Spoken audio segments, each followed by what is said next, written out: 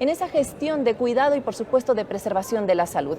Estamos en este momento con Andrés Michelena, él es ministro de Telecomunicaciones y Sociedad de la Información. Ministro, muy buenos días. Hola Vanessa, buenos días. Entiendo que la pandemia también ha evidenciado algunas cosas y es la necesidad de estar conectados. Muchas de las actividades que se han realizado en estos 6 meses han tenido que ser vía virtual. Hemos comprado alimentos desde casa, nos estamos informando a través de casa, estamos aprendiendo desde casa y por supuesto estamos teletrabajando también. Entonces entiendo que el ministerio que usted representa ha hecho cosas en función de que esas actividades sigan cumpliéndose. Bueno, hay que tomar en cuenta que desde el primer día que se anunció que había un caso en el Ecuador, que fue un día viernes, el día sábado el gobierno nacional, por pedido del presidente, lanzó ya una línea que era la línea 171.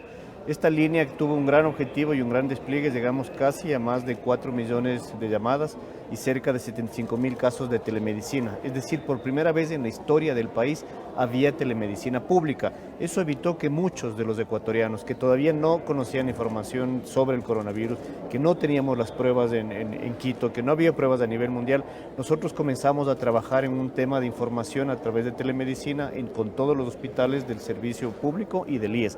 Esto nos evitó que muchos ecuatorianos abarroten los centros de salud, hospitales, pequeños dispensarios médicos y logramos de alguna manera controlar mucho la afluencia de ciudadanos por el desconocimiento de información, por información o porque tenían ciertos síntomas que podían ser de alguna forma comparados con lo que era el coronavirus.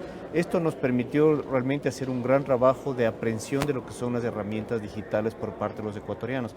Hay que tomar en cuenta que muchos ecuatorianos queremos un médico al frente, no estamos acostumbrados a hacer una consulta médica por teléfono, peor virtual.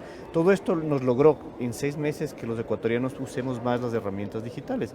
Hay que tomar en cuenta que Ecuador fue reconocido en los 3 primeros meses por la CEPAL y por la OEA como uno de los países referentes de América Latina en utilizar las herramientas digitales.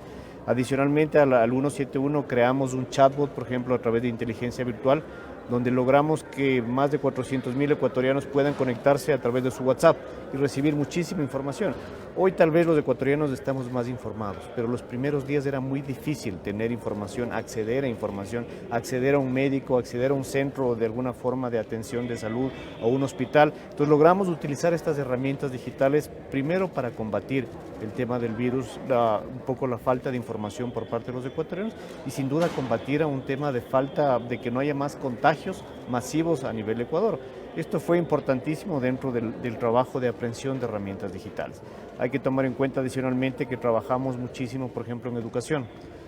Para que los estudiantes que estaban en pleno ciclo cierre tengan acceso, logramos más de 1,000 radios y 2 canales de televisión que comenzaron a transmitir programación para las escuelas. Es decir, los niños no solo necesitaban internet o solo conectividad, sino que también podían acceder a través de la radio y a través de la televisión. Ministro, pero en este camino también se evidenció que todavía hay algunos cantones que lamentablemente en nuestro país no gozaban de la conectividad y entiendo que por ese lado también fue la preocupación. Bueno, esto sucede no en el Ecuador, sino en toda América Latina. Toda América Latina tiene 2 retos ahora, y más aún luego del coronavirus. Primero, generar un mayor despliegue de infraestructura digital, es decir, que exista conectividad en las zonas rurales.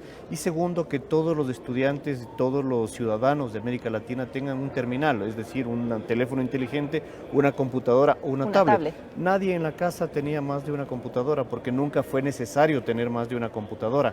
Hoy 4 niños, un padre, una madre, necesitaban 6 computadoras o 6 teléfonos o 6 tablets. Esto evidenció que no estábamos preparados a nivel de herramientas digitales, de accesorios digitales para poder trabajar. Esto no solo pasa en Ecuador, como lo repito, pasa en América Latina, pasa en el mundo. Lo que estamos trabajando ahora justamente dentro de la CEPAL es construir a través de las operadoras telefónicas la forma que puedan ellos acceder a sectores rurales. Esto le corresponde al Estado y a los estados de América Latina hacerlo, pero son inversiones muy altas. Hay que tomar en cuenta que un despliegue de fibra óptica a un lugar donde solo hay tal vez 2 casas es muy oneroso, pero tenemos que buscar las formas. Lo estamos haciendo ya, el presidente ha ofrecido absolutamente toda la capacidad de infraestructura y recursos para hacerlo. Hay 374 parroquias en el país que nunca tuvieron conectividad por más de 20 años. De esas parroquias, 120 parroquias hemos ya conectado, con 0 costo de inversión, con 0 centavos de inversión, pero hemos trabajado de una forma mancomunada con las operadoras telefónicas y con el propio gobierno. ¿Cómo lo hicimos? Declarando a SELEC, por ejemplo, toda la fibra óptica de SELEC, que son más de 8,400 kilómetros, hoy por SELEC pasa a Internet. pasa internet de CNT y bajamos los costos de $12 a $4. Y esos $4 le entregamos a los operadores de internet pequeños. A veces aquí en las ciudades grandes creemos que solo hay 3 o 4 operadores de internet. En los sectores rurales hay más de 500 operadores de internet que son chiquitos, que atienden a comunidades, a barrios, a parroquias donde hay 1,000, 2,000, 300 clientes. Entonces les bajamos el costo de $12 a $4 y ellos están entregando la última milla, como se llama, estos temas de internet, sobre todo más accesibles, más baratos y con capacidad de velocidad más interesante. Ministro, de cara a lo que se viene, y hay una figura que es muy importante, sobre todo para las empresas privadas, y es la responsabilidad social. Entiendo que se está trabajando en un proyecto de ley de transformación digital en donde las operadoras, sobre todo las grandes operadoras que operan en nuestro país, tendrían que destinar un porcentaje para desarrollar esa infraestructura que el país todavía necesita. Bueno, eso es parte de un proceso. Hay que tomar en cuenta también, y antes de que se me escape, nosotros creamos un gobierno digital. El presidente hace un año lanzó el Plan Ecuador Digital. Hay una página web que es www.gov.es. Todos los ecuatorianos que pudieron sacar un salvoconducto, más de 8 millones de salvoconductos, lo hicieron digitalmente. Ningún ciudadano fue a ninguna dependencia pública a hacer absolutamente ningún trámite. Se conectaron a este portal y en este portal pudieron sacar un salvoconducto. Es decir, que el gobierno digital que tenemos en Ecuador creció también. De un 20% que teníamos de trámites pasaron a casi el 65%.